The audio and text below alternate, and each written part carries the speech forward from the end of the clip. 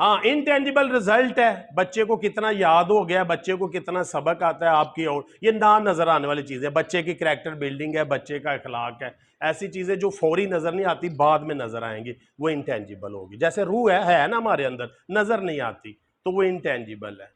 नज़र आने वाली चीज़ों, आपके घर किसी ने मेहमान ने आना है ना, तो उसने ये नहीं पहले देखना आपका अखलाक कैसा है, वो फौरन देखेगा कि आपकी सफाई कितनी है, आपने बिस्तरे उठाए हुए हैं कि नहीं उठाए हुए, चीज़ें बिखरी हुई हैं कि नहीं। ये पहली नज़र जो उसको मैसेज मिलेगा वो टेंजिबल का मिलेगा।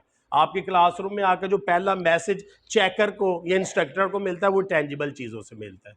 बच्चों को आता है नहीं आता वो फिर इंटेंजिबल है। क्लियर है? चलें जी आगे। टीचिंग की मैंने 6 टेक्निक, 4H की क्लियर हो गया? कोई सवाल?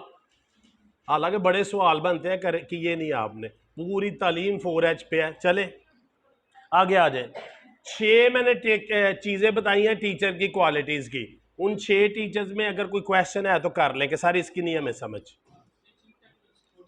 टीचिंग टेक्निक्स तो हमारा टॉपिक होगा, टीचिंग टेक्निक्स कल से मैं शुरू कर दूंगा। ये 3 चीजें होती हैं जी, मेथड, टेक्निक, स्ट्रेटेजीज। ये लिख लें, ये आपको किताबों में और नेट में नहीं मिलेंगी चीजें, सेल्फ रिसर्च है।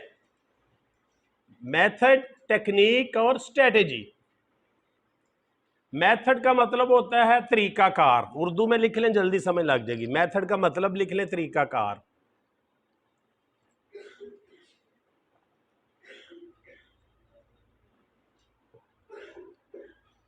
लिख लिया?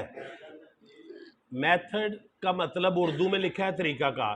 टेक्निक का उर्दू में तर्जमा है फन, फन, हुनर। और स्ट्रेटजी का मतलब है हिकमत अमली। स्ट्रेटजी का मतलब है हिकमत अमली।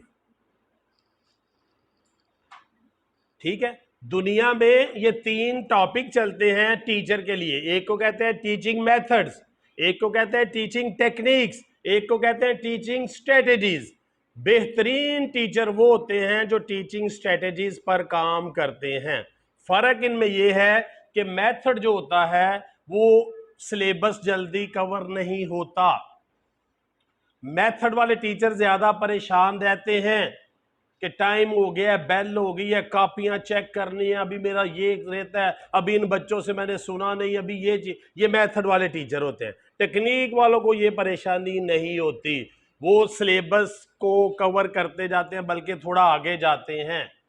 और स्ट्रेटेजी वाले तकरीबन आधे वक्त में अपनी सारी चीजें खत्म कर लेते हैं। 6 माह का उन्हें अगर सिलेबस दिया जाए तो वो 3-4 माह में हर चीज कवर करके आगे सिर्फ रिवीजन करवाते हैं। ये फर्क है जी।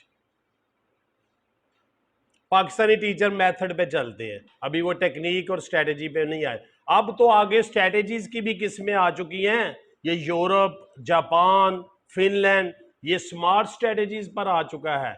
स्मार्टर स्ट्रेटेजी, ये बहुत दुनिया आगे है। यानी पाकिस्तानी तकरीबन 200-400 साल पीछे है पाकिस्तानी टीचर ना। वो जब 200-400 साल गुजरेंगे तो वो स्ट्रेटेजी पे या स्मार्ट स्ट्रेटेजी पे आएंगे। उस वक्त पता नहीं दुनिया और कहाँ आगे जा चुकी होगी। टीचर अभी पहले उलझन में है मेथड, वो सिलेबस के चक्रों में ही उलझा हुआ है, नंबरों के चक्कर, इससे बाहर वो आ ही नहीं पा रहा। तो इसलिए वो एजुकेशन के जो पूरे लवाजमात है पूरे नहीं कर पाता, क्योंकि वो सिर्फ मेथड पे चलता है। और कईयों को तो मेथड भी नहीं आते। कई टीचर ऐसे हैं उन्हें मेथड का भी नहीं पता, यानी वो इससे भी पिछली स्टेज पे हैं। मिसाल के तौर पर अगर मैं आपसे पूछ लूं कि किसी को हेरिस्टिक मेथड आता है टीचिंग में, तो कौन जवाब देगा? बात समझ लग रही है हम पीछे क्यों हैं? कि दुनिया स्ट्रेटेजीज पर पहुंच चुकी है ना टीचिंग की, और हमें मेथड भी अभी सही तरह क्लियर नहीं है। ये फर्क है, इसलिए हम पीछे हैं। यानी एजुकेशन का जितना भी वबाल पड़ता है वो आगे टीचर पर पड़ता है। और टीचर कहते हैं जी वालिदैन ठीक नहीं है, दुनिया कहती है टीचर ठीक नहीं है। इसलिए ये बहुत एक ना कंफ्यूजन चल रही है। आप इससे बाहर आए और अपनी जो है ना स्किल्स को बढ़ाएं, टीचिंग स्किल्स को। वो मैंने 6 बता दी हैं, इस पे वर्क करें, सीखें, सवाल करें। 2 दिन और आपके पास हैं, क्वेश्चन लिख के लाएं, क्लियर करें। मौका दिया जा रहा है आपको, टाइम दिया जा रहा है, सर ये चीज़ मैंने क्लियर करनी है, मुझे यहाँ पर कोशिश करूँगा आखिरी हद तक आपको समझाऊँ उन चीज़ों को। It's okay ji.